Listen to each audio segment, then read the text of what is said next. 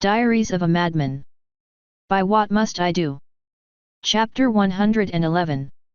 The Damned. For 2 hours after my last encounter with the butcher, the bunker seemed placid. I was hesitant to say that the place was cowed, but I no longer ran into bodies and there were no more visions. Even the halls seemed to clear up, with me not running into any more obstructions. That should have been my first hint. What finally tipped me off was the fact that I was following the same hall for 2 hours. That simple, obvious fact finally clicked and I looked around. There's no way this place is that big.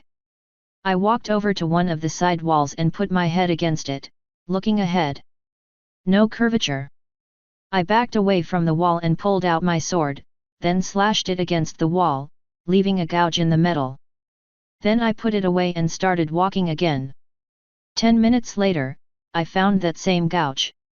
I see how it's gonna be, I said, my eyes narrowing.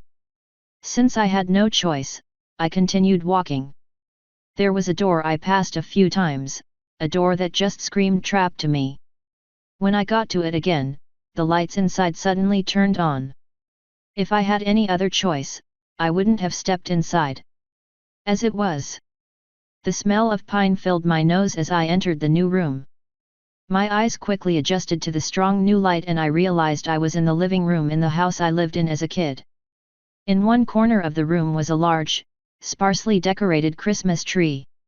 My sister was sitting next to it, staring at the pile of gifts under the thing. My parents may not have cared that much about us, but they knew how to splurge for Christmas.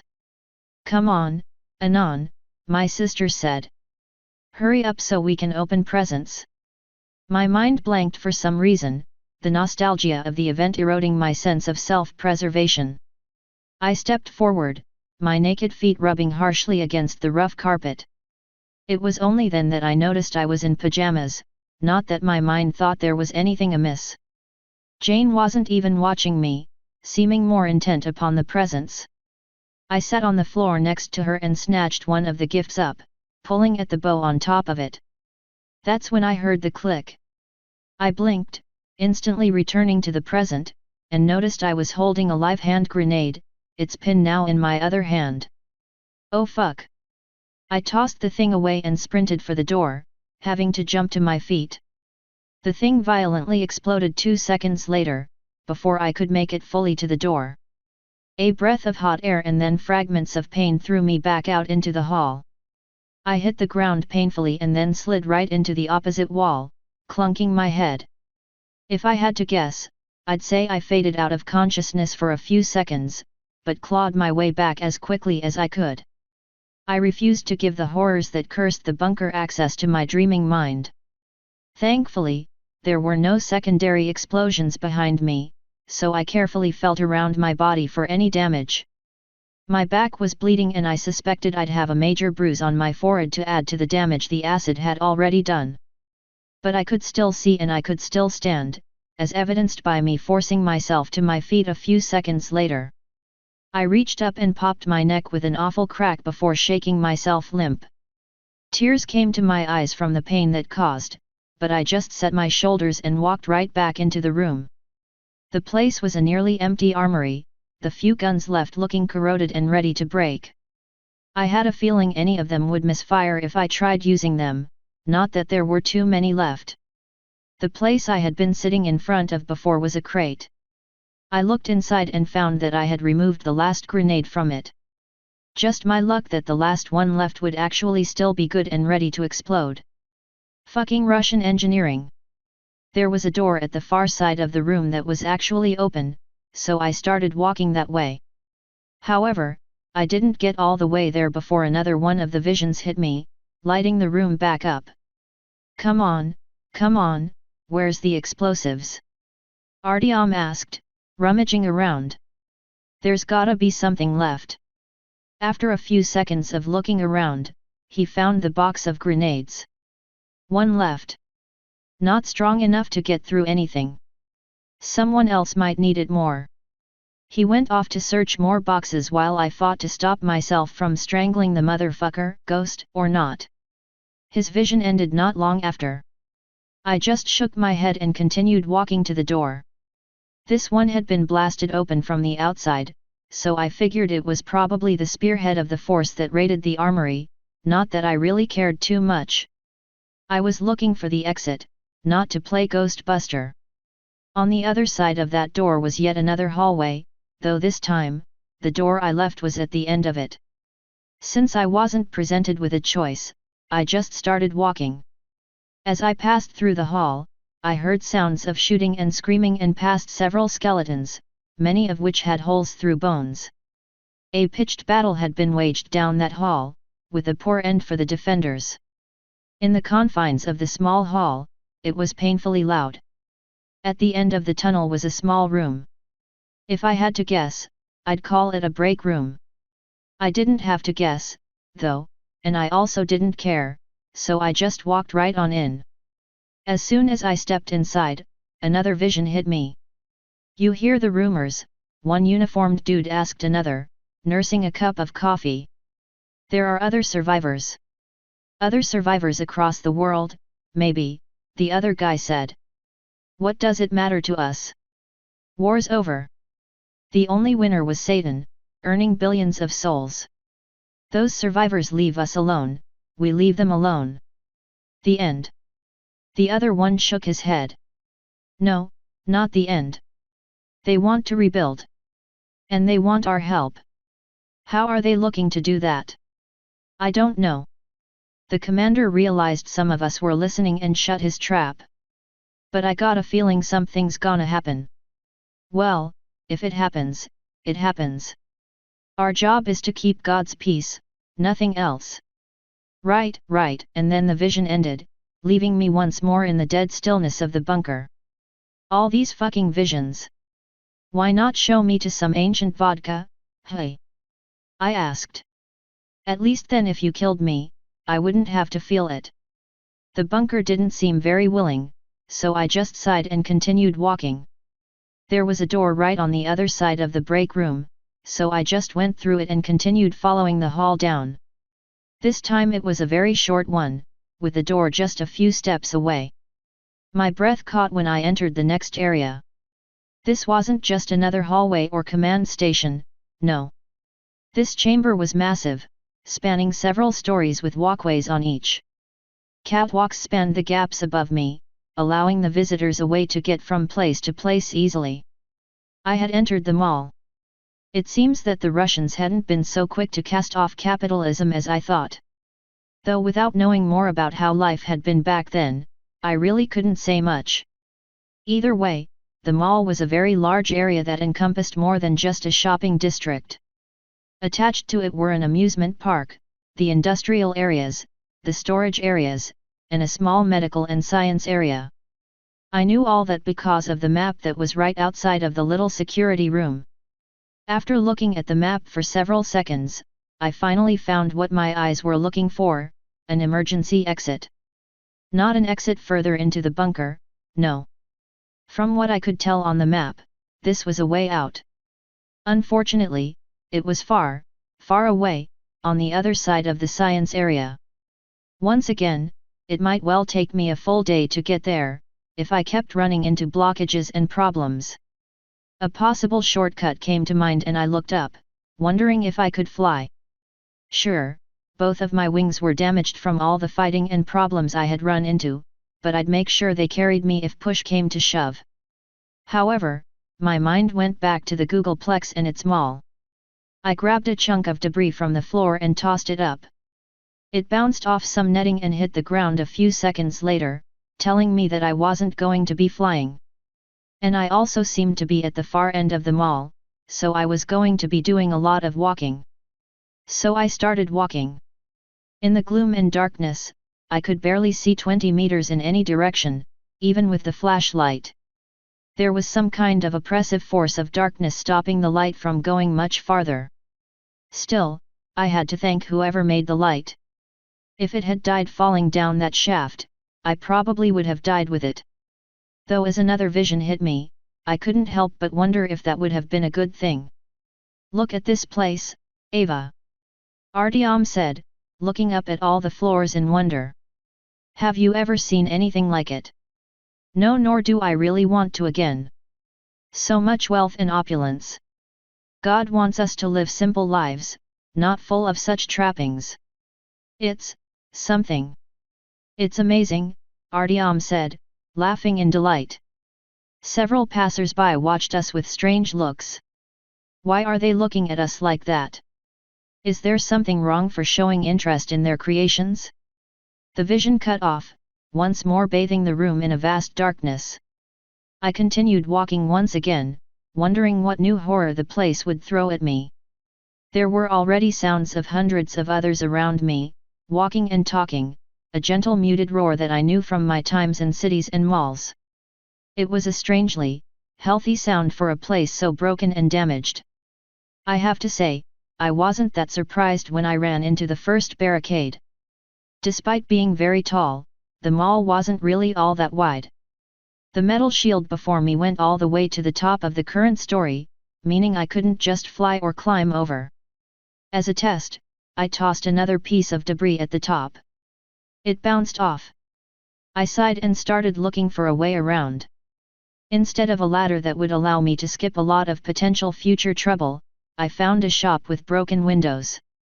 Judging by the mannequins, I'd say the place had been a clothing store.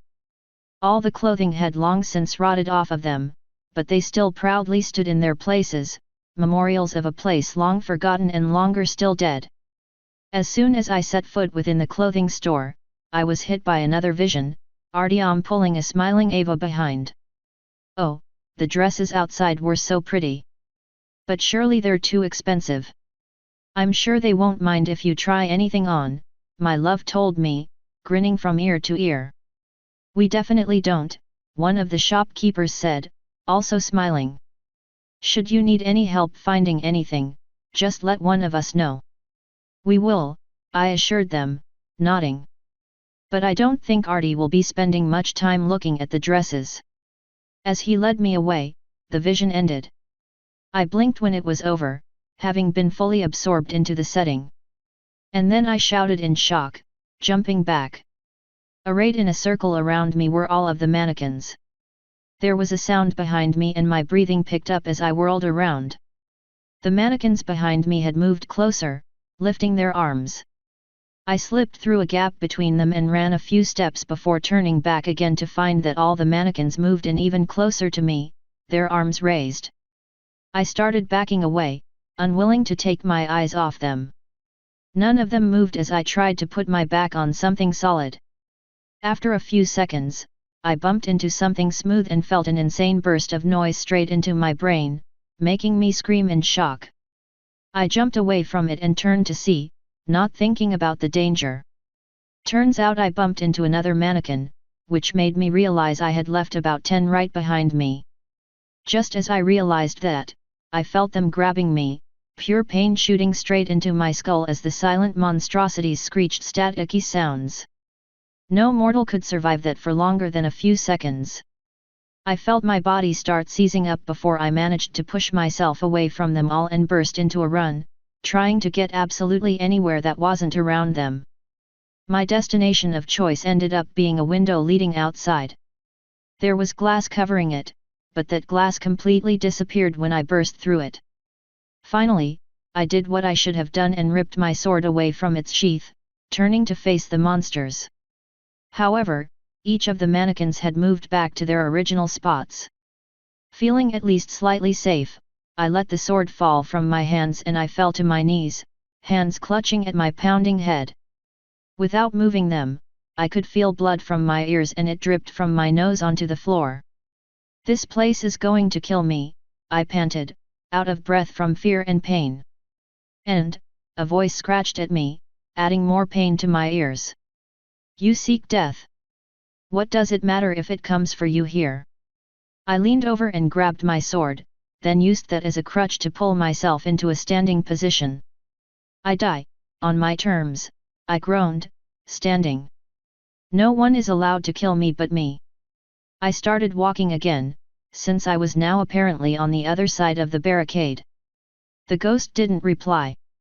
The pain in my head slowly subsided to more of a dull throbbing every few seconds and I put the sword away, my arms feeling too weary to carry it. Honestly, the place was starting to get to me. The appearance of another barricade did nothing to put me in a good mood. Thankfully, there weren't any mannequin stores to either side this time. One side was boarded up and I didn't feel like cutting through it, so I just went to the other side. When my feet passed the threshold, a heavenly scent wafted up to my nose. My weary mind latched onto the smell of pumpkin spice and I took a few involuntary steps forward, another vision of sorts coming to my mind. "Can I help you, ma'am?" a smiling shopkeeper asked, his arms behind his back. "What's that wonderful scent?" I replied, looking around the room. It looked like we were in a coffee shop or something, and it was just the two of us. "It's coffee," he answered. "Pumpkin spiced, freshly brewed. It's something we imported from America. Doesn't that seem wasteful?" I asked. "Should we not seek to live our lives plainly? My dear, God gave us pleasures like these for us to enjoy them. It seems not partaking would be more of a sin, does it not? Maybe. Would you like to try a cup?" "I really shouldn't. Please, I insist. I made extra and don't know what to do with it. Just wait here a moment." I awkwardly stood there as he stepped over to a machine. Surely if it was sinful, the High Patriarch would have banned it. He seemed like a good man, a good leader. I might have to bring Artyom here later to see what he thinks. Finally, the fellow turned to me, holding up a mug. "Please, try some. It'll be hot, though." My body took the cup and looked at the dark contents within somewhat hesitantly. After pausing to consider, I started lifting it to my mouth. And the vision ended. Right in front of my face was a cup of some orange-red fluid that was bubbling slightly. I threw it away from me and it immediately began eating through the floor. There's no telling how it didn't damage the cup, but I also didn't really care. "We will end you," something whispered next to me. "It's only a matter of time." As I walked to the back of the coffee shop, looking for an exit that didn't take me back into the main room, I thought back to the offer I was made in Stalingrad. Namely, the amulet of true seeing. Why oh why did I have to take that stupid book? Athena is a useless bitch and her books just paint more mysteries than they solve. That amulet would be so nice right now. But alas, I had no way of getting it now. So onward I forged, deep into the bowels of the desecrated coffee shop. There in the back, I found exactly what I was looking for, a service path. It would hopefully let me leave the sad tale of Ava behind and skip a lot of the obstructions. The door was locked, but I remedied that with the power of stabbing. Thankfully, it was a wooden door instead of one of those pesky metal ones. After looking both ways for any potential danger, I started walking down the path that would take me closer to the exit. Nothing is ever as easy as it should be. The going was good for about 15 minutes or so. There were the occasional obstructions and skeletons that wept or screamed at me, but nothing that was too bad. Better than mannequins that raped me with static or clerks that served me acid. I was starting to get thirsty and hungry, though, so I had a feeling those things would start getting used against me soon enough. Finally, though, I hit the end of where I could walk. Before me was a brick wall that went up to the ceiling. The mortar had long since rotted away, so I started pulling bricks down. I quickly realized that there was a metal wall on the other side of the brick wall. What was even the point of that? I muttered, tossing a brick behind me.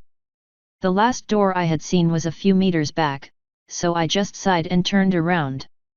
Imagine my surprise when I saw Ivan charging at me down the hall, his mouth dripping ichor.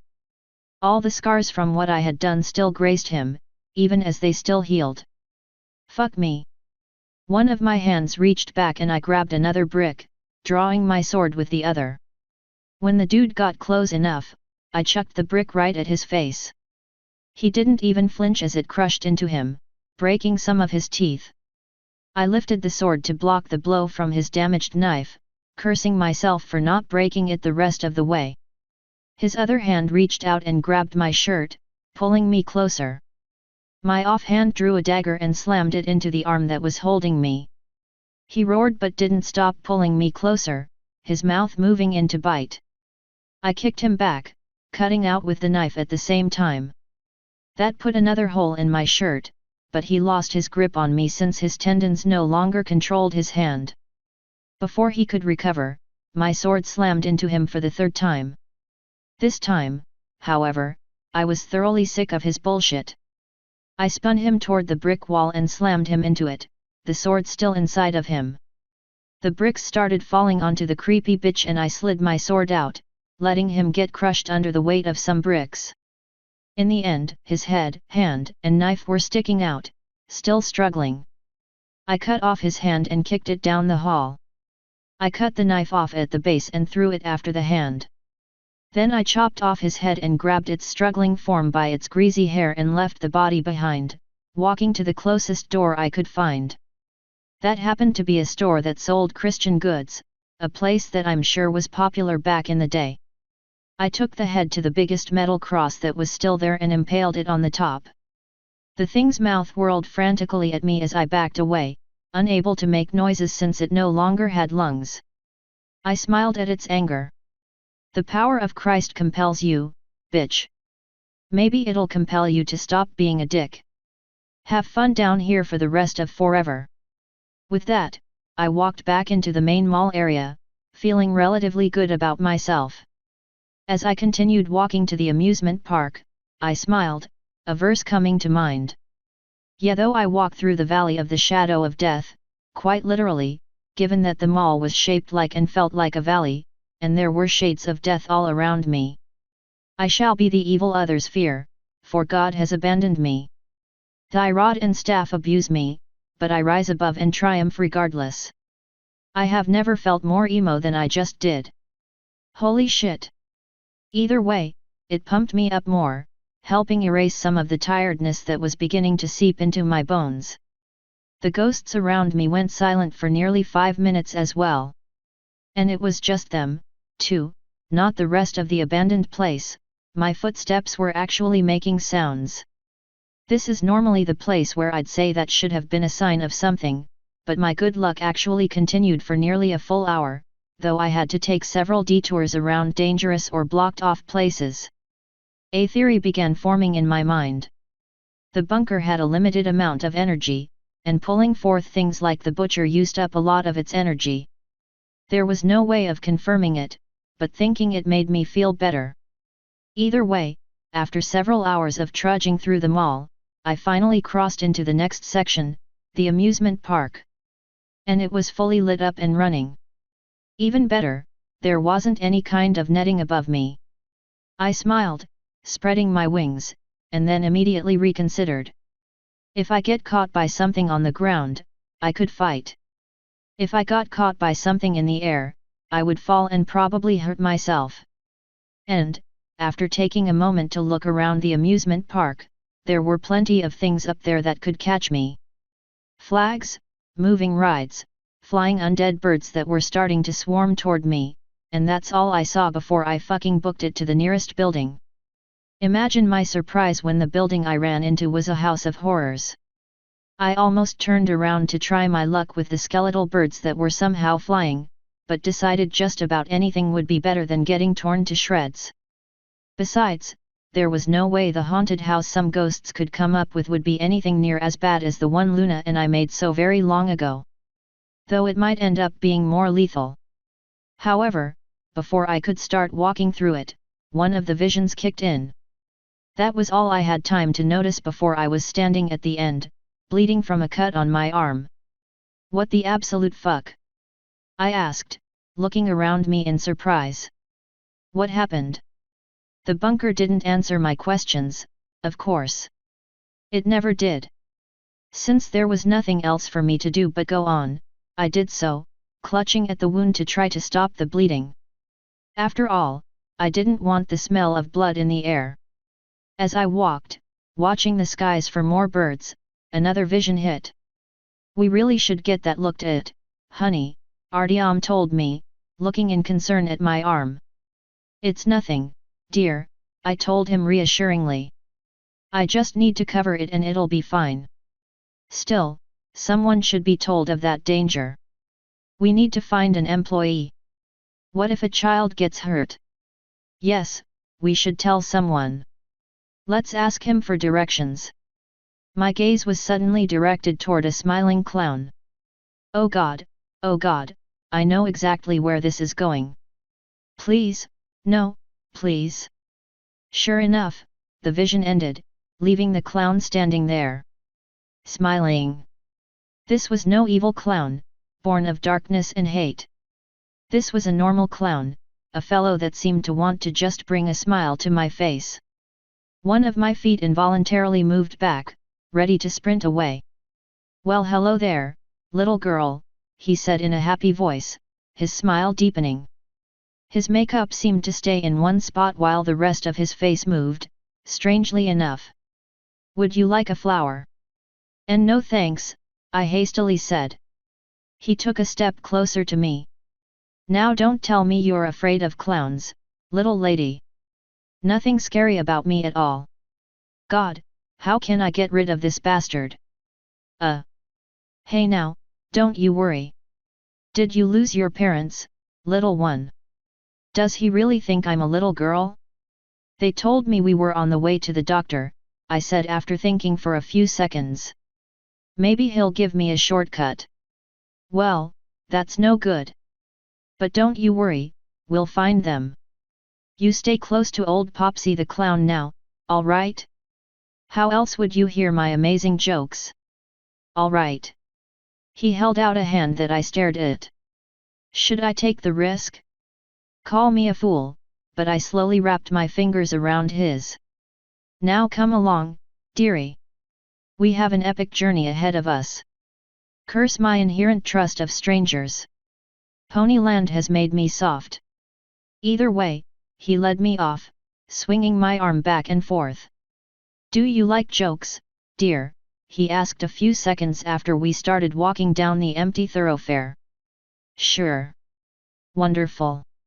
Say, do you know what material this clown suit is made from?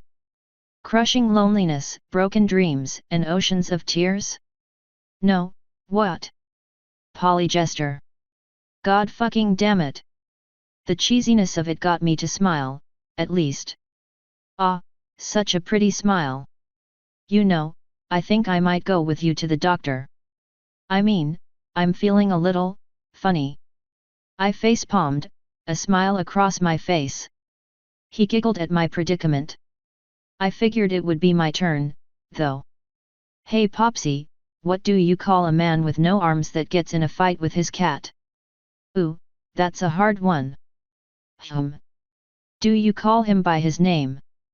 I smiled and nodded. Claude. He burst out laughing. Oh, my dear, maybe one day you'll be a clown, too. But just be careful, you have really big shoes to fill. I know I shouldn't have laughed at that, but for some reason, it just made me start giggling. See there? Nothing to frown about at all. You know, I bet your parents wouldn't mind if you took a little detour. Wanna go on some rides? My eyes widened, but before I could tell him hell no, he picked me up and tossed me into the seat of a small roller coaster we had been passing. I struggled to get out, but he hopped in next to me and pulled the bars down, locking us both in place. Just sit tight, he said, patting me on the shoulder. You'll love it, I promise. I saw my life flashing before my eyes as the ancient and rickety thing began to move, then pick up speed. Imagine my surprise when the thing actually hit the end without either of us dying. Or at least, without me dying or him disappearing. Sure, I felt like I was going to die several times, but that was just the normal roller coaster feel. My fingers lost their death grip on the safety bar when we slowed to a stop. That wasn't so bad, was it? He asked, pulling the bar up. Want to go on another? I really should meet my parents, I said, not wanting to trust this school for any longer than I had to. Well, it's a long walk to the next district. I'm sure we can have all kinds of fun on the way. Fun. Right. I need to ditch this clown. Get my defenses down, then murder me while I'm unwary. That's the spirit. Now, shall we? Before I could say anything, he hopped out of the car we were in and grabbed me, then set me on his shoulders so I was piggybacking him. Onward. He started walking off, making me clutch awkwardly at his bright orange hair. Careful up there, dearie. You'll learn what it's like to spend half an hour doing your hair one day, trust me. Sexist bitch. Sorry. I didn't even mean to apologize, it just sort of happened. Damn place is getting to my mind. Say, do you like animals? He asked after a few seconds of walking. Eyeing the skeletal birds that were circling us but not attacking for some reason, I said, not really. Well, that's a shame. But I can make other things, don't you worry. He pulled out a used condom and started blowing it up, and then I realized that it was a balloon and I'm just a slut. When it was full, he tied it off and then started twisting it in all kinds of shapes. Finally, he held it up. A hat for you, my dear, he said, passing it to me. A hat? I mused, taking it from him. Yes indeedy. A perfect fit for that pretty little head of yours, I bet. Truth be told, I didn't want the thing anywhere near any part of me, but playing the ghosts game seemed a wise idea when he was carrying me with a vice grip around my legs, holding me in place. I sighed and put the hat on my head. It fits, I told him. Wonderful. Just sit tight and let me make you something else. Despite myself, I watched his hands flow about as he blew up another and then began folding it. Not too long after, he blew up yet another and started folding it as well. Soon, he held up a green flower. For you, dear. To match your pretty eyes. That's, actually really neat, I said, taking it from him. Thanks. No problemo, girlie. After a few more seconds, he looked down at his wrist, where a broken watch was sitting. Oh my, I can never tell if this thing's right or not. I know it is twice a day, but it's so hard to tell when. I suppose that's what I get for throwing it out the window. He waited for me to ask the obvious question, so I bit and asked, why'd you throw it out the window? I wanted to see time fly. God damn it. I couldn't stop myself from chuckling, though. And that's how things went. The skeletal birds above us circled menacingly, but they kept their distance. The clown continued cracking jokes and dragging me onto rides, each one larger and more convoluted than the last. Truth be told, the entire thing was both terrifying and amazing at the same time. Despite several chances to kill me, his hand never once turned hostile. Things were going so well, in fact, that after a few hours, I fell asleep on his back. It was an absolutely stupid mistake, but his rhythmic gait and being extremely tired both put me over the edge and I just passed out.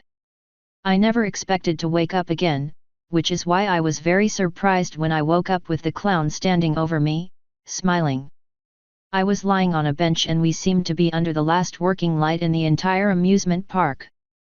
Needless to say, I bolted upright immediately, then softly cursed when the pain from all my wounds hit me at once. Relax, my dear, Popsy said, gently patting me on the shoulder. You'll be safe for a little while longer, don't you fret. What? I asked, looking up at him. That was the first time he broke character. The dude was still smiling, but it seemed forced. The makeup on his face was starting to flicker, as though he was losing himself. This is where I have to leave you, girlie, the clown said, sighing softly. And I'm so sorry for what's going to come and what you've been through. What do you mean? I asked, standing. All this. The horrors you've seen. The horrors that lie ahead.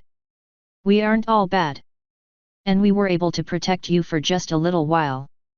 We'll stop Yvonne from following you, but we can't do anything for the places ahead. Just don't let the others lead you to Section E, past Industrial. What's Section E? Even prisons of the damned have places to store the worst inmates possible, he sadly said. Goodbye, girlie. I hope I never see you again. Popsy, wait. Instead of waiting, he faded away. The light above me began to flicker before slowly fading out. I pulled my flashlight back out as the place was wreathed in darkness, looking around for any signs of the friendly ghost. The amusement park was abandoned and silent, save for a few rattling sounds that I couldn't place. After a few seconds, I jerked my flashlight up, looking in the sky above me. Hundreds of skeletal birds were still flying. As soon as my light flashed on them, they surged toward me. I spun around and booked it into the medical area, cursing my horrid luck. Thankfully, I made it into the confines of the next area. Not so thankfully, the birds followed me. But instead of attacking, they broke apart as soon as they passed the bounds and their bones just slammed into me. That was annoying, but thankfully not flesh-rendingly dangerous. Before the bones even hit the floor, another vision assailed me. An older fellow in a doctor outfit was talking to the lady behind the counter. If we get any new guests today, can you send them to me? I would like to talk to them. Are you sure that's a good idea, doctor? The secretary asked. As long as they can be convinced, there's nothing illegal or wrong about it, he answered with a smile. I'll treat them as needed and talk to them while doing so. Nothing wrong with that, is there? Of course not, doctor, she sighed, looking away. The vision ended at that point, leaving me alone in a ruined hospital waiting room. There were a few metal pots that looked like plants had been there at some point. I shined my light around, looking for anything of interest or that might be dangerous. Several hallways led off. After examining my choices, I picked the largest hall, since I assumed that would be the one that led through the research/medical place. Since even if there were signs, they probably would have been in Cyrillic text, I had no clue if I was actually going the right way. I could only hope I'd be able to stay on the ground floor and not have to go up to find God knows what. Thankfully, the medical/research place was supposed to be small, so I was hoping it wouldn't take me very long to get through it. I should have learned long ago that hope is a commodity I'm not allowed to have. The first sign of trouble was the massive metal bulkhead that blocked me off from getting further through the tunnel. My suspicions that the place was blocked off and didn't just end mostly came from the scorch marks on the wall, like they came from a welding torch, and the scratches that looked kinda like fingernail marks. Personally, I didn't want to think about what would make someone want to try scratching a steel wall. I also didn't want to think about whatever may have dragged them away. Since there was nothing else for it, I just sighed and turned back. As I was doing so, I caught a flick of shadows behind me that I instantly turned toward, aiming the light at it. Of course, there was nothing there. I drew my sword and began looking for a side passage. Whoever thinks they might be stalking me, know that I killed your butcher 3 times. You may have infinite lives, but I have an infinite amount of fucks to not give. Go ahead and try me. Several doors were open along the sides of the hallway I was in, but after looking in them, I saw that none of them had any exits. And worse, most of them contained dismembered skeletons, the bodies of which were usually on beds.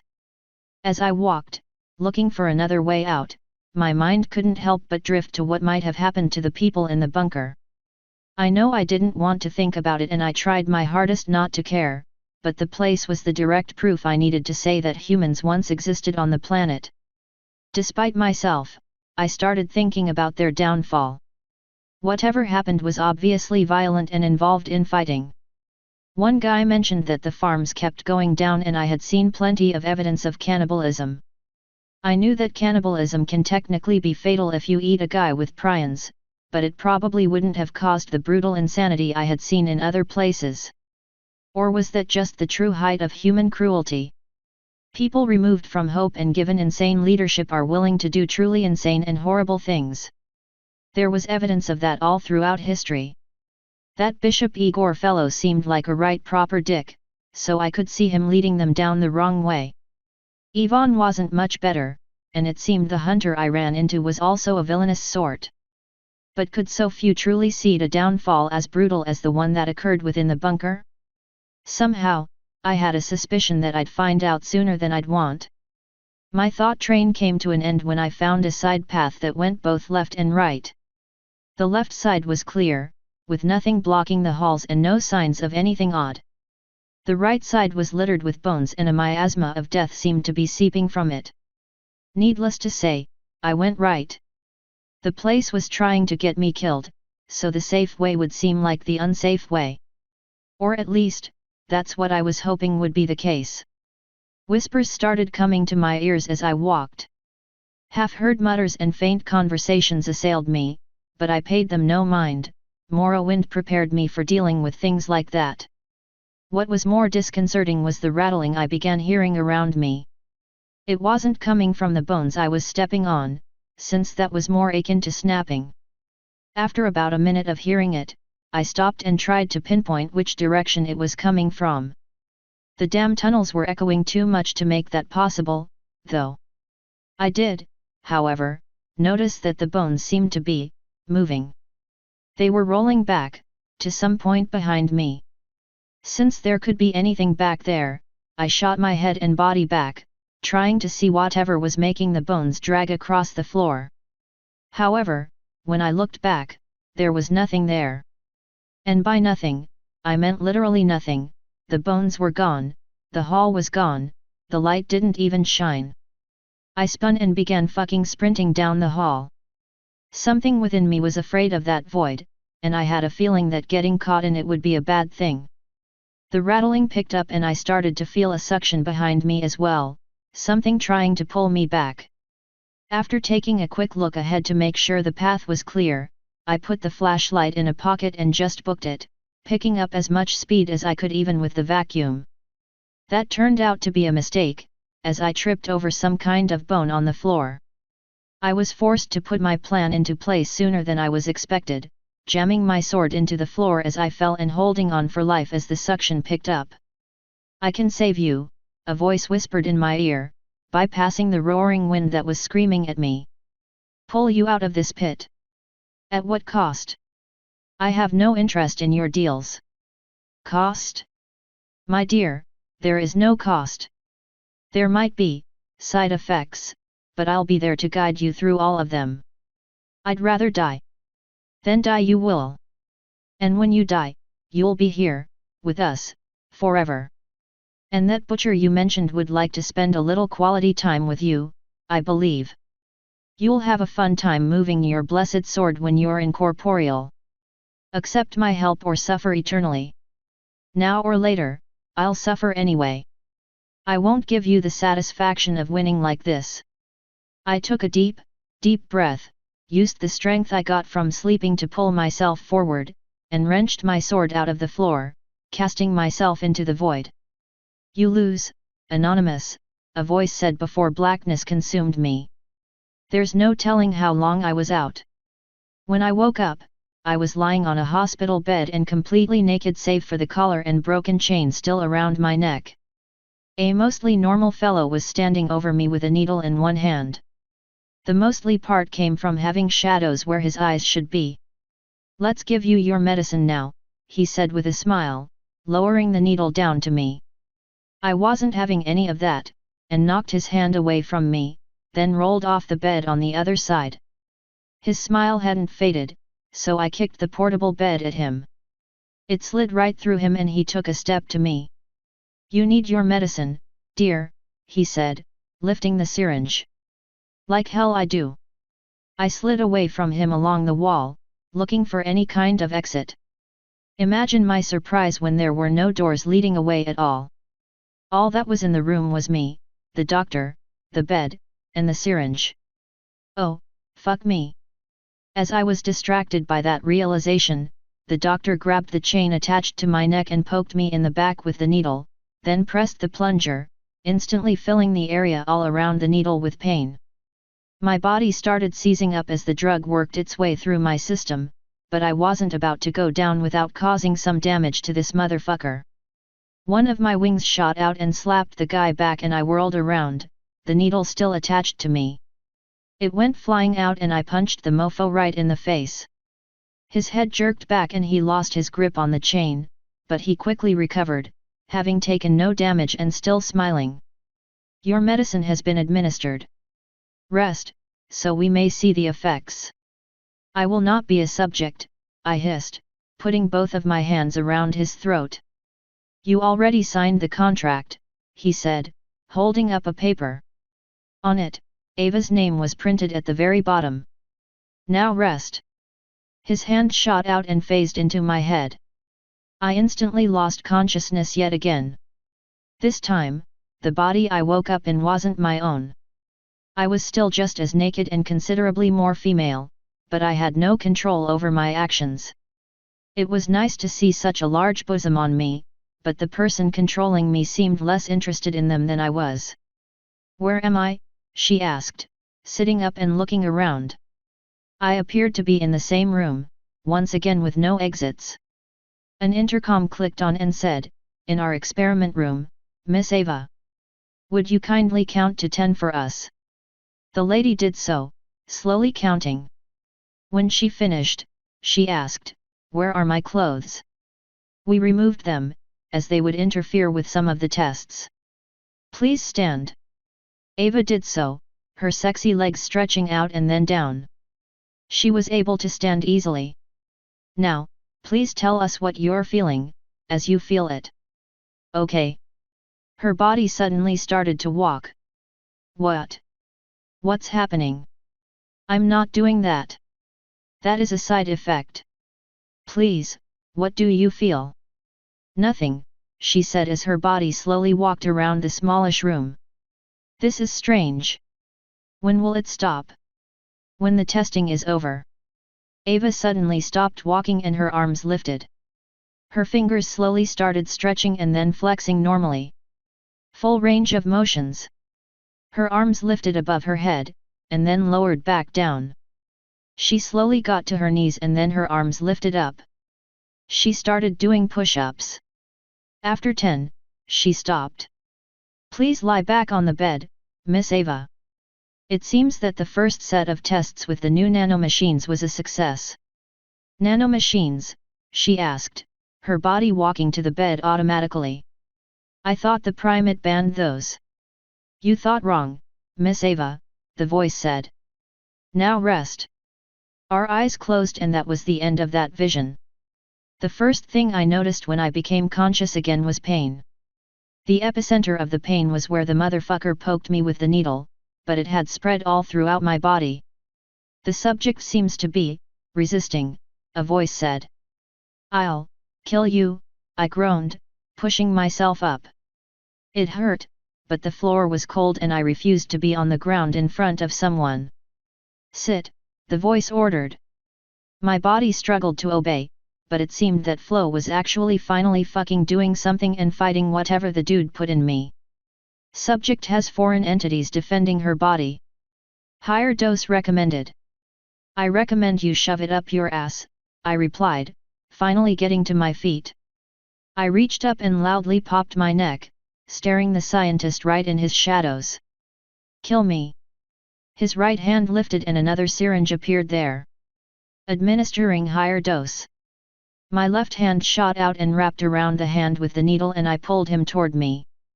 Then I slammed my right arm into his elbow, shattering his arm. The syringe dropped and I grabbed it before it fell, slamming it into the dude's neck and pushing the plunger. Higher dose administered, I hissed. Now go back to hell where you belong. His head slowly turned to me and I let the syringe go, backing up. Going back on the contract is unwise, Miss Ava. I never claimed to be wise.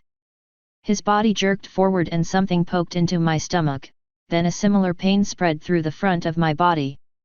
Higher dose administered, he slowly said, his shadowy eyes staring into me. When I escape, I'm going to forget you, I hissed. A scientist that rots in obscurity. Enjoy the time while you have it. Rest, he ordered, pushing me back. My body obeyed, continuing backwards until I hit the wall. Then I slid down, becoming numb once again. My eyes opened again and I was once more in Ava's body. This time, she didn't move. "Rise," the intercom said. Ava's body sat up. "We will begin more advanced tests today. There is a chance you won't remember any of what is about to happen." "Why?" Ava asked. "That is one of the points of the tests," the intercom answered. One of Ava's arms lifted up. "This may seem distressing. Remain calm." Ava's arm began to change. The fingers elongated and stretched in ways they absolutely shouldn't. "What are you doing?" she screamed as they manipulated her body. I could feel the bones moving, but there was no pain. "We're testing," the intercom said. "Is there any pain?" "Stop." The changing immediately stopped and the arm reverted. "I never agreed to this. The contract you signed agreed to medical testing. We are doing medical testing. You did, in fact, agree to this. Now, was there any pain?" "I don't want to do this anymore," Ava shouted, struggling against invisible bonds. "Rest." Her eyes closed and that was that. When I woke up again, my body felt like it had been in a fire. The desire to die was worming its way into my mind yet again, but the desire to murder was still stronger. To that end, I slowly pushed myself to my feet. "I did not tell you to rise," the eyeless doctor said. "I will not bow," I hissed, standing to my full height. The guy was taller than me, but that wasn't important at the moment. "All subjects will be brought to order," he replied. "Perhaps an implant is needed. It will give us more reception." He lifted another syringe in one hand and a scalpel in another. "Flo, if you're listening, now would be a good time for an adrenaline boost." I don't know if she was listening or if it was just the anger and rage inside of me, but I felt something surging in me. My first move was kicking the dude between the legs, though I didn't expect that to do much. When it didn't, I grabbed the hand with the syringe and broke the arm the same way as I had before, then slammed the needle into one of his shadow eyes, depressing the lever. He swiped at me with the scalpel, perhaps annoyed. I blocked his arm with one of mine, then slid my arm around it and pulled up, lifting him to his tiptoes. From there, I punched him in the face and let his arm go, sending him to the floor. He lost his grip on the scalpel and I scooped it up, slamming it into his other shadow socket. A hole slid open in the wall and two large guys with no faces entered. "The patient is being uncooperative," the doctor calmly said. "Restrain her." I smiled slightly as the two large guys lifted their hands to grab me. One lunged while the other hung back. I dodged around the one that lunged and feinted toward the other. He fell for it and lifted his arms to block, but I sprinted for the door.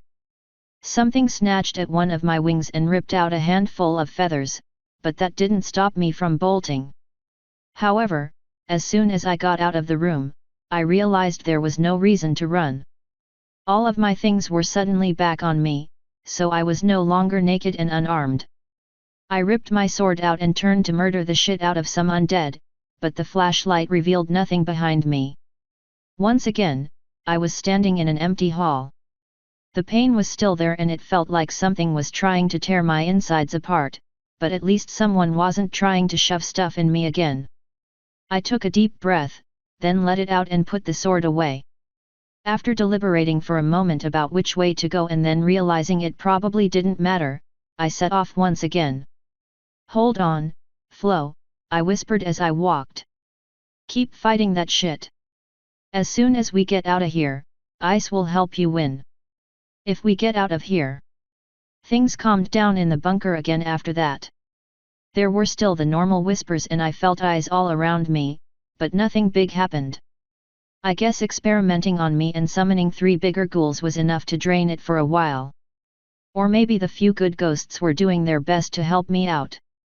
Either way, the corridors of the hospital district were soon enough replaced by the sprawling amusement park and that's when I realized I went the wrong fucking way.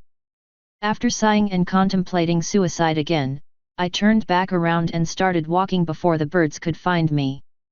Several hours and detours and booby traps and boring visions later, I was staring at the entrance of the industrial district. Which, if I was lucky, would be the last stop before escaping. I needed to escape quickly, too. The magic sustaining me was making the hallucinations worse, and I could feel myself becoming more and more jumpy as I went further in. My hands were shaking and the flashlight seemed to flicker slightly with every step I took. It didn't help that I was also very thirsty and getting very hungry. Anyway, as soon as I stepped through the doors to the next district, another vision hit me. "What do you mean, you're going back?" I demanded, trying not to make too much noise.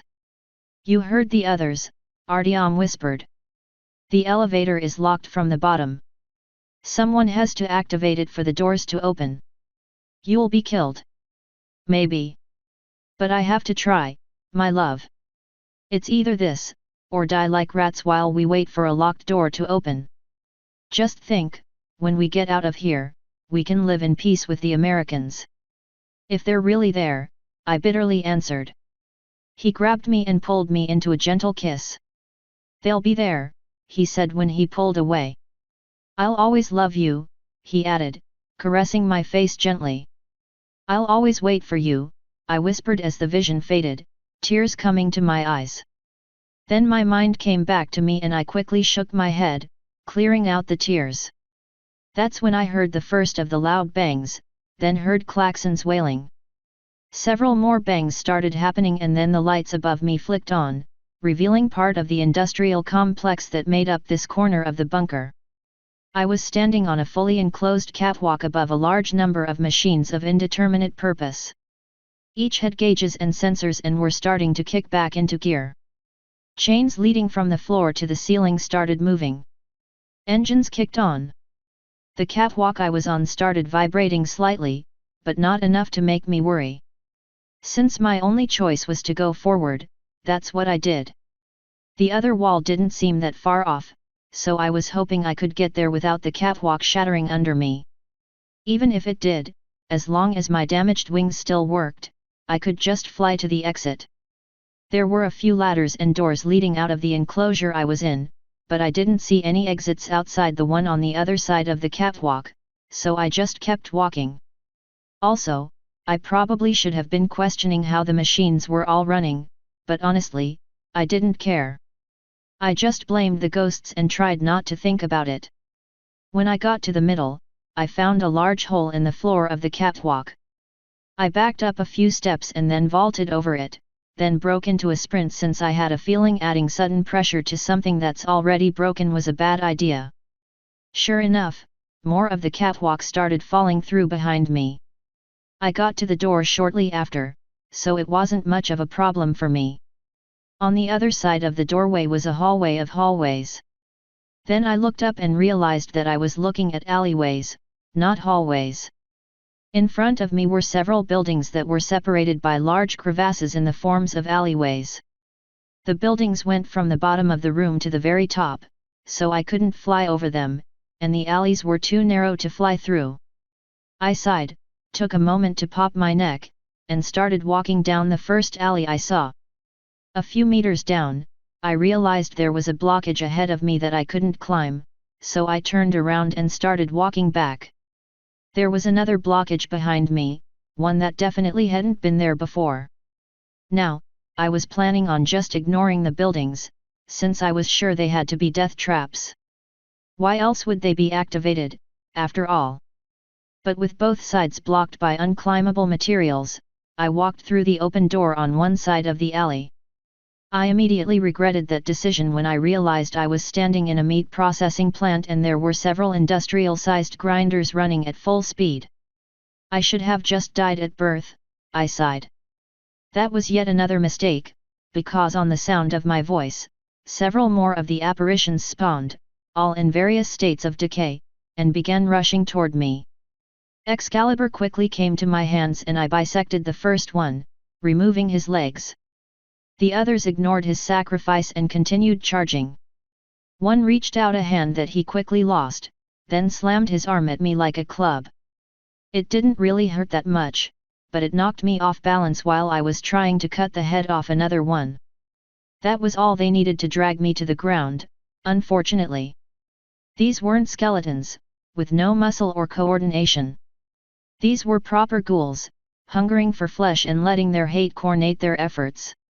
Unfortunately, those efforts happened to include trying to fucking eat me. I fought like a fucking deer, but despite heavy losses, they finally managed to force my sword away from me and force both of my arms to the ground. My only saving grace is that they seemed to have other animalistic urges as well. So while they were fighting for precedence over who got to tenderize and then add extra flavoring to their meat first, I was struggling very viciously with the bastard pinning my body down with his. He was missing several teeth, but those he had were filed down and sharp. His pale white eyes stared down at me with no emotion. "If you don't fight them," I said, "they won't let you have a turn. Probably won't give you any meat, either." That put some emotion in his eyes and his grin faltered. "That's how things work down here, right? The strongest get everything they want? Prove to them who's strongest." His grin came back. "While they argue, I'll just take," he whispered, his voice strangely calm and even. "That wasn't quite what I meant." But either way, he let go of my arms to undo his belt, and that's when I ripped out one of my daggers, burying it into his skull. He shrieked in either pain or anger at the deception, and all the others turned back to us. Since they didn't bother removing my sword or doing anything with it, I just grabbed it from where it had been lying and rolled to my feet, making a desperate swipe at the first bastard that came near me. It cut him in twain, and the remaining 5 backed off slightly, unwilling to rush me now that I was armed and pissed. The one with the knife in his skull ripped out the unenchanted weapon and staggered to his feet before rushing me with the dagger. I knocked the dagger away from his hand with my sword and then buried the blade into his sternum. He croaked as I kicked him back off, sliding the blade through his side to do more damage. One of the 5 thought that I might be distracted by his friend's valiant sacrifice. I taught him the error of his ways, kicking him between the legs and then slicing through his arms as he reached for his private area.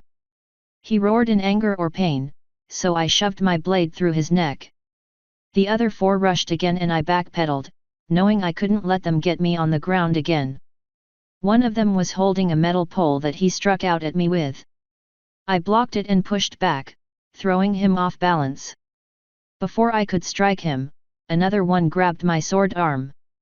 I grabbed his hand where he was grabbing me and twisted it and my body around, throwing him off guard and slicing partially through his body where the sword hit him. That got him to let go and I jumped back again as the pole dude swung at me. I bumped into one of the others, who had gotten behind me to try to grab me. He succeeded in wrapping his arms around my torso and he began trying to bite through my coat to get to my shoulder, since my neck was still covered by the collar. Since it was a really heavy coat, I ignored him for the moment and sliced through the 4th guy, who tried coming at me from my non-sword arm.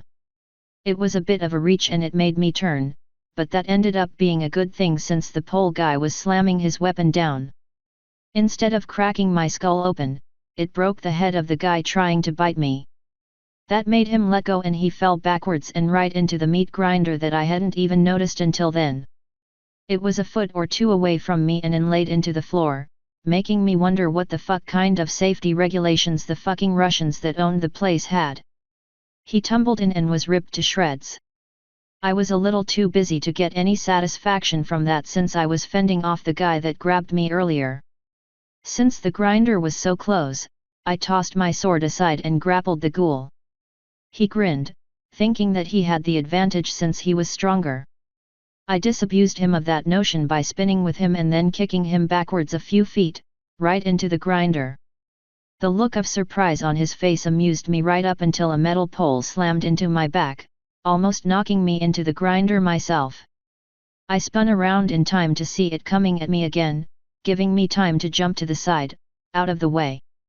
The monster wielding it took a few steps closer, swinging it overhead down at me. I stepped back until the pole hit the floor, then slammed my foot down on the top of it. His grip was apparently weak, because he lost hold of it. That surprised him long enough for me to punch him right between the eyes. He backed off, clutching at his face, so I grabbed his pole and slammed it into the side of his head, knocking him into the grinder. After taking a moment to look around to ensure that all the bastards were down, I nodded and tossed the metal pole aside and went to grab my sword and dagger. Both were looking pretty nasty, so I jammed them into the nearest monster's body and then wiped the blood and gore off on its shirt. With my blades put away, I took a moment to consider why a butcher would need to exist with a meat processing plant. Then I took another moment to consider why a meat processing plant would exist in a place that didn't have a sustainable meat supply. Then I stopped caring and started walking, looking for the exit. The building wasn't overly large and the trail of bodies let me find the side I walked in from easily, so finding an exit on the back of the building was simple. A sigh came to my lips when I realized my only option was to go into the next building. Both paths to my left and right were closed off yet again. Then I took a closer look at the barricades and realized I could climb one of them. I poked my head into the next building and found that it was full of wood chippers. I sprinted for the barricade and started scaling it as quickly as I could. As I climbed, I began to hear more rattling and then whispers from behind me. I knew looking back would be a bad idea, so I just kept fucking climbing. However, I couldn't stop myself from looking back when I got to the top, right before I threw myself over the side. There were several chains floating out of the building I left behind, seemingly attached to things. One of them suddenly pointed at me and then I heard what sounded like a child screaming.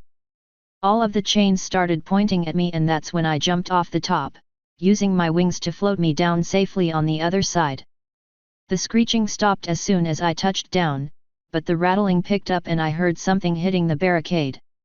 Needless to say, I fucking booked it, heading down the street and then taking the first turn I found that led deeper in. That pathway was clear, so I sprinted down yet again, but I could still hear the rattling even when I got down to the far end of the street, where a building cut me off. There were no side exits, so I just went through the doorway, hoping I wouldn't run into anything less dead than it should be. Or worse, having something run into me. The building I entered was full of pipes and the temperature within was nearly stifling. Several of the pipes were rusted through and large amounts of filthy water were pouring out. The entire place was steamier than Kadan's sick fanfictions and I very dearly wanted to take off my heavy clothing. I powered through, knowing I'd need them once I left the place since all the sweat and the cool temperature would make me very cold very quickly. If I had to guess, I'd say the building I was in had something to do with water filtration. The water got boiled to clean it, then sent to where it was needed. Though how there was any water left after so long, I had no clue. Once again, I blamed the ghosts. I could probably also blame the ghosts for the pipe that burst right over me, shooting scathingly hot steam down at me. It hurt worse than fire and added to the large number of other serious injuries I had, but I kept going since I had a feeling that stopping at that juncture meant death or worse. The water filtration place wasn't very big, at least. When I got out of it, I took a moment to wipe away the water that was pooling where the steam hit me. My hand came away very bloody and that's when I realized that steam will just absolutely ruin your day. It didn't help my mood that the screaming was starting again behind me, though the chains didn't seem close enough for anything to see me. I took off sprinting again regardless, not wanting to be around when whatever it was got through the plant. At this point, my internal map of the place was completely gone. There were large buildings leading up to the ceilings on all sides, several roads were blocked off, and I was just sprinting as quickly as I could to get away from whatever was chasing me. I started to hear some kind of chanting from behind me, intermixed with the chains, but I couldn't make it out and was purposefully ignoring it. After taking a few more streets, I was forced to enter another factory. The chains were getting closer, somehow catching up with me. As soon as I stepped into the next building, I immediately felt relief from the sweat and blood that was pouring down me. Hellishly loud turbines shot air all around me, presumably circulating the air within the bunker. That was all well and good, but none of the turbines were covered. There were several dozen very large spinning fans of death all around the room, each pulling or pushing at me. The temptation was there to turn around and walk out so I didn't get sucked up and chewed to bits, but the rattling was even louder, so I knew I had to push through. My first few steps were slow and careful, as I was making sure I wouldn't get pulled off my feet or something. After I realized that I'd be safe as long as nothing actually pushed me, I started walking at a more normal speed, watching out for anything that might want to push me. The rattling and chanting got louder and I started to make out actual voices in the chanting, though I couldn't tell what was being said. Each one sounded like the voice of a child. The chanting eerily stopped, but I didn't have time to wonder why before the screeching started back up, sounding like it was coming from right behind me. I fucking booked it, sprinting through the turbine factory. The rattling increased in volume until I had to turn around to look or risk getting hit by chains. I saw just one of the chains floating toward me, something nearly invisible at the end. "Run," it pleaded, ghostly tears dripping from its face. "Run and hide." Despite its words, both of its arms were opening to try to grab me. I ripped my sword out of its sheath and sliced right through the ghost. It screamed, but continued reaching for me. I dodged to the side from its clutching grasp and tried cutting at the chain instead. The links cut and the entire chain broke all the way back. The screeching immediately stopped and the ghostly child disappeared. I started running again as all the broken links got sucked up into the turbines, emitting an ungodly shrieking noise and the sound of rending metal. But even above that, I could hear the horrid wailings of whatever was holding the chains as it realized I freed one of its slaves. The chase resumed, but it resumed with me out of the building since I found the exit. A ghostly child stood at one end of the new alleyway I found myself in, waving me toward him. The other side was empty. Needless to say, I sprinted to the empty side, not even considering listening to a ghost kid. As soon as I got to the next crossing, I turned right and started running that way, casting the occasional glance back to check for chains. They were behind me as I was turning again, and that's when I realized I turned right down into a dead end. The place was barricaded all the way to the ceiling and there were no doors leading anywhere. The rattling was picking up and I had a feeling that going back would end with me face to face with whatever was controlling them. That's when a small panel opened up in one of the walls and the ghost kid waved me toward him. After considering my options, I sighed, put my sword up, and ran over to the panel. It was really low, so I had to get on my hands and knees to enter. As soon as I got inside, he closed the panel again and disappeared, leaving me in another factory. Some answers would have been nice, I muttered darkly, taking off at a run again to look for exits.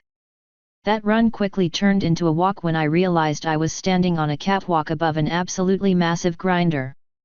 This thing made the ones in the meat processing plant look like wee little babies. Judging by the large amount of empty boxes all around, as well as all the trash, I figured I found my way to either the recycling area or the trash area. Either way, the thing was so large and powerful that I could actually feel a suction down there. And I was over it. On catwalks that were rusty and in some cases broken. My running turned into very meticulous and careful steps. I would have flown, but my wings had seen better days and I didn't want to risk the suction since I was missing so many feathers. Thankfully, there were doors on all four sides, so getting out shouldn't have been too difficult. One of these days, I am going to remove the word should from my vocabulary. Several of the chains broke down a door on the far side of the building and then immediately started screeching. Seeing a chance to perhaps get rid of a few of the chains at the same time, I took a risk and started running to the center of the catwalks on the other side of where he was entering. That risk almost didn't pay off, given that one of my legs broke through the damn catwalk. Thankfully, it didn't feel like any metal pierced my skin, but I immediately realized I was stuck. I set about getting free as more of the chains pushed inside the building. They started screeching as soon as I pulled myself out of the trap. I considered ditching my plan, but decided that if I didn't take the chance, I'd probably not get another. So I continued running to my target, which was a couch sitting on the edge of the catwalk right in front of an exit. 3 of the chains started surging straight toward me, which is what I was hoping they'd do. Whatever was guiding them seemed content to stay on the other side of the door, which I was very content with. As soon as the chains got very close to me, I kicked the couch off the side. As expected, they broke right through the cushions of the couch and continued flying toward me. Up until the weight of the couch dragged them down, into the grinder. All 3 chains followed the couch into that moving mass of death, getting torn to shreds and dragged further and further in. Of course, I turned to the door and sprinted through as soon as I saw the chains getting pulled in. Upon looking both ways to decide where to go, I saw one of the kids at one end of the long stretch waving me toward him. Despite everything warning me that it was a stupid idea, I decided to run toward him, putting my fate into his ephemeral hands. As soon as I got to him, he pointed left, then disappeared. I shrugged and went left, honestly not caring that much anymore. If the little bastards wanted to thank me for freeing them, I was happy enough to take their help. There was yet another one at the end of the long path I was on, once more waving me on. I picked up the pace to get to him before he could disappear, hoping the chain bastard behind me was still having trouble with the grinder. This one pointed me straight ahead, so I just continued running, drawing ragged breaths and wishing I could stop from all the pain that was burning across my body. Unfortunately, stopping didn't seem to be an option in my foreseeable future, because another of the kids was in front of me, pointing me to the right. I followed his finger and kept pushing forward. At the end of this stretch was no child, so I just kept going straight until I hit a blockage. By that point, the chains were once more rattling, so I figured entering another building to hopefully lose the bastard was in order. The building I entered this time looked like a simple warehouse, thankfully. The urge to go slowly and not take chances was in my mind, but the need to get away from the chains overtook that very quickly. I was getting strange vibes from the place, and that's when I realized it reminded me a lot of the warehouse where Taya and I fought Miguel. If that wasn't a sign to get the hell out quickly, the sound of chains entering the building behind me was. I slowed down long enough to pull my sword out before speeding back up. It sounded like the mass of chains were in the building now and the remaining children were once again chanting. However, this time I heard an overtone of growling, something angry and evil accompanying them. I was starting to think I made an enemy. That didn't bother me, as long as I could get out of the bunker before he could do anything to me. The chain I suddenly found wrapped around the collar on my neck proved that unlikely. It suddenly yanked back, tripping me up and almost making me lose my grip on the sword, but thankfully not choking me because of the collar I had on. Soon enough, it began reeling me backwards, pulling me to some uncertain fate even as I struggled to break free. I will not die here. With that thought of defiance, I lifted my sword up and started randomly slicing around behind me, trying to hit the chain and break it. I heard the sound of the blade hitting the chain a few times, but I didn't get a good enough hit in to actually break it. That's when I rolled over onto my stomach so I could get a better view at what was happening. With that view, I was able to start hitting the chain more effectively. It still took several hits to break, but I finally broke through it and immediately pushed myself up, sprinting the other way. The monster roared and the chains started rattling like crazy, seemingly shooting off in random directions. One of those random directions happened to be directly at me, and I felt the ghostly grip of a crying child freeze my left arm all the way through, making it completely useless. The painful icy sensation started working its way through the rest of my body, numbing everything it hit. I yanked back from the kid and slammed my sword down on its chain, thankfully slicing through it in one hit. Once again, the rest of the chain shattered as the child was freed. And once again, I fucking booked it, finally finding a door out of the building. Another child was standing on one end of the alley, waving at me. I awkwardly ran to him, my left arm flailing about because of the numbness. At that point, I was thankful the power and the lights came back on, because there was no way I could hold both the flashlight and my sword. This child pointed me left, so that's the way I went. However, there was no other child ahead of me. That's when I realized how it worked: save a child, get a single hint. From the rattling I could still hear behind me, it didn't sound like there were too many children left. Maybe 5, if I was lucky. I'd need to make the hints count. Assuming the kids were actually trying to help me. The directions I got from the last kid led me straight to another building. When I stepped inside, I realized I was in a little bunkhouse, presumably for workers that needed to take a break or something. As soon as I entered, a vision I really didn't have time for kicked in, showing Ava cowering in the corner, holding a battered kitchen knife. The sound of chains and crying from outside was very noticeable, and Ava flinched every time one of them made an extra loud sound. The vision then ended, though the sound of the crying and rattling was still very much present and getting ever closer. As soon as I started moving again, the screeching picked back up. I'm making way too much fucking noise, Christ. So I fucking booked it, running to the far side of the building where a door was open. Sprinting might not have been the best choice. 3 chains burst into the room from all around me. 1 from behind, 1 from the door on my left, and 1 from the door I was running at.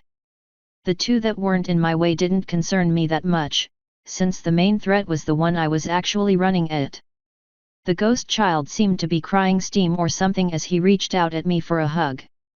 I dodged around his fumbling grasp and grabbed the chain with my left hand, which had thankfully regained feeling. That turned out to be a better idea than I was expecting, because it suddenly started pulling back out of the door very quickly, helping me get away from the others. Right before it pulled me out of the building, I brought my sword down at the part in front of my grasp, shearing the chain and sending me flying through the door, unattached to anything. I caught myself with my wings and started sprinting toward the ghost child that was now waving at me. When the slave master realized he had lost yet another of his pets, he roared in rage, making his remaining pets whimper and cry in fear. The one to which I was running flinched, but didn't disappear until he pointed me off in the right direction. At that point, the chains went silent, and that's when I knew I was probably in some real trouble. The very loud sound of stomping confirmed that newfound knowledge. I heard what sounded like a whip being cracked and jumped to the right just in time for a chain to slam into the ground next to where I had been standing, completely silently. When it whipped back, I saw that it had actually left an indentation into the ground, not that I was spending much time paying attention to it, I was a little busy ducking into the nearest open door I saw. That almost turned out to be a big mistake, since I was once again on a large set of catwalks. This time, however, the catwalks were suspended over massive vats of chemicals of some kind. The mistake came from slamming into the railing as soon as I ran in and almost falling over. I recovered by spreading my wings and taking off, flying over the suctionless vats. The chain bastard was hopefully stuck to moving around the catwalk. I learned that hope is a bad thing when a chain wrapped around one of my legs and started pulling me back. However, I wasn't going to go without a fight, putting as much strength into flapping my fucked up wings as I could. The tentacle chain monster didn't much care for that, and started whipping the chain I was trapped on up and down, possibly trying to throw me into one of the large vats. That would end very poorly for me, so I very much wanted to avoid it. On one of the upswings, I stopped flapping my wings and just rode the motions of the chain as it flung me up, then did a backflip of sorts so I was upside down, facing the chain. My sword flicked out and sliced the fucker in half, making it lose its grip on me. At that point, I was falling headfirst directly toward one of the large vats of some kind of bubbling liquid. My wings shot out and I pulled out of the dive, soaring right to one of the doors. I folded my wings before I got to it and hit the ground at a dead run, sprinting toward the child whose chain I just severed. The little bastard disappeared after pointing me in the right direction, as they always seem to do. Don't they think I wouldn't mind a little company? Ungrateful bastards. Either way, I ran off yet again, hoping to put more distance between me and whatever was holding the chains. I realized at that point that I still hadn't even seen the damn thing, and resolved at that point to keep it that way, if possible. It didn't want to make that possible, it seemed, for I heard the whip sound again and dodged to the left. The chain left yet another indentation, but instead of sliding back toward the guy, the thing shot at me and tripped me, making me lose my grip on my sword. When I realized what happened, I scrambled toward it on all fours, grabbing it as soon as it was within reach. That turned out to be just in time, as one of the ghost kids grabbed me around the middle, sobbing in anguish as he tortured me with his icy death grasp. I screamed in pain and shock, then rolled to try to get the fucker to let me go. It didn't work, but I did get inside a doorway, cutting line of sight off the owner of the chains. As soon as that happened, the ghost flinched away from me and let me slice its chain, freeing him and leaving me numb from the waist down. That still left my upper body and wings to fly off, though. Getting into the air was normally hard without being able to jump or run, and doubly so when my wings were fucked, but the stomps were getting louder and I refused to get caught on the ground by whatever it was. So I took off and got my first real look of the facility I found myself in. My first guess was some kind of metal processing place, since there were several pots of what looked like lava being carried around the building by a conveyor belt that was raised well off the ground. I flew toward what looked like a good hiding spot, hoping I could stay hidden until my legs were good to move again. That hiding spot happened to be next to where the conveyor belt was constantly passing by with loads of boiling hot metal. The heat felt like it was making me blister, but I could hear the monster entering the building and I knew that moving again would be suicide. So I tried to control my breathing as I cowered in silence, listening to his stomping footsteps all around me. As I waited, the ghost child that I just saved appeared in front of me. He put a finger to his lips and then peeked over the side, looking around. One of his hands casually brushed against my legs, making them both flinch as they woke up, but he waved me down. After about 30 seconds of the monster stomping around and getting increasingly louder, the boy looked at me and then pointed to one of the metal buckets, then pantomimed pushing. My eyebrows shot up and I frantically shook my head no. He nodded his head yes and faked pushing one again. My shoulders sagged and I stood up as quietly as I could, moving toward the conveyor belt. He held up a hand and peeked over the side, then started counting down with his fingers. My nerves grew and grew as the count got shorter until I was shaking like crazy. When his outstretched hand became a fist, I body slammed one of the heavy and insanely hot bowls of molten metal, knocking it off the belt. Before I could travel too far on the conveyor belt, I jumped back into my hiding spot and waited. The wait was over before I even realized it started, since the roaring became so loud so quickly that it passed beyond the spectrum of human hearing. All I could do was feel the sound waves reverberating through the air in the facility, shaking the entire building. When the vibrations stopped, the boy pointed to my sword and then pointed over the side. I sighed and hopped off, raising my weapon to defend myself instantly. As it turned out, there was no need to, all that was left of the guy holding the chains was a nondescript slag heap of quickly cooling metal. However, all three of the remaining children were still attached to that heap by their chains. I took a deep breath and then cut the chains holding them hostage. As soon as the last one broke, the metal form of the monster next to me imploded. I didn't give any kind of fucks what that meant, since I was in far too much pain. I grabbed the nearest metal pipe to use as a walking stick and limped my way out of the building. As soon as I got out, another vision hit me, the sound of crying coming right back to me. Tears sprang to my eyes as I hobbled away from the cursed factory district, down a lane that was sprinkled with blood and lit by fire and rapidly cooling metal. "I'm so sorry," I whispered over and over as I walked, the tears flowing freely from my face. "I couldn't save you. So sorry, so sorry." The vision ended when one of the ghost children appeared before me, holding out a hand. I ignored him and hobbled along, too tired and in too much pain to even care. He grabbed me by the arm anyway. And then another appeared and grabbed me by the other arm. Then the rest of the children I cut free from the monster appeared as well, each taking hold of me. They slowly and gently picked me off my feet and started carrying me, taking me away from the destroyed factory district. I was in no position to fight back, so I really hoped none of them had plans to hurt me. Thankfully, it seemed that they were more of the exceedingly rare good ghosts, and carried me over to a very long ladder at the far end of the factory area. I had only been carried for about 5 minutes, which didn't feel like anywhere near the amount of time I needed to recover from all the shit I had been through. They set me down on my feet at the base of the ladder and each pointed up. My wings sagged and I put the sword up, then dropped the metal walking stick. With that, I unceremoniously began to climb as all the children below me faded away. My body was broken and battered. My mind was jumpy and weak. Climbing that ladder felt like it took as long as just 5 more minutes when you accidentally turn off your alarm instead of hit snooze. When I finally got to the top, I found myself in yet another dark hallway. I sighed and pulled the flashlight out, clicking it on. Then I started walking or hobbling, if I'm honest. It didn't take me long to get to the end. And by the end, I meant the end, there was nothing fucking there. Not only was it a dead end, but it was a dead end with a skeleton sitting there. I collapsed right next to the skeleton, and honestly started crying in a mix of helplessness, pain, and just plain giving up. Before I closed my eyes for a very long time, another vision hit me. "Artyom, you promised," I whispered.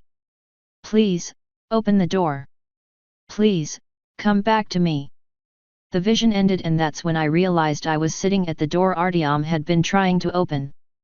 I closed my eyes. I blinked in and out of consciousness several times over the next few minutes. Flashes of my friends, crew, and Taya came to my eyes, though none of them seemed to make any sense. I figured it was probably my life flashing before my eyes, since not even I can take so much damage and come out of it completely on top. Then I opened my eyes, a breath of fresh air coming to my nose. Not stale air that felt like it had been in a bunker for millions of years, but clean air, air from outside. I flinched and looked around, then realized something was lying on top of me. I almost freaked out when I realized that something was soft and furry and also my daughter. "Nav," a familiar voice asked. "Spike." I hoarsely whispered, my throat for some reason feeling horribly parched. "You're back," he shouted, ripping me out of bed and into a hug. That, of course, woke Taya up, who immediately joined in on the hugging when she realized what happened. "What do you mean, back?" I asked, accepting the hug since my entire body felt like it was bandaged. "When we found you, you were completely crazy," Spike said, pulling away from me. Taya was still too busy hugging me to say anything, so she didn't add her 2 cents. "We tried everything to bring you back, but nothing seemed to work. Finally, Zakora got together with that weird bird lady and they did something to you and it worked." "What the hell even happened?" I asked. "We were kinda hoping to ask you," he said, rubbing at his neck. "Humor me," I answered. "I'm in enough pain that I don't think I'll be going anywhere. So by all means, what the hell happened?" He grinned and sat down at the foot of my bed, and then began to talk.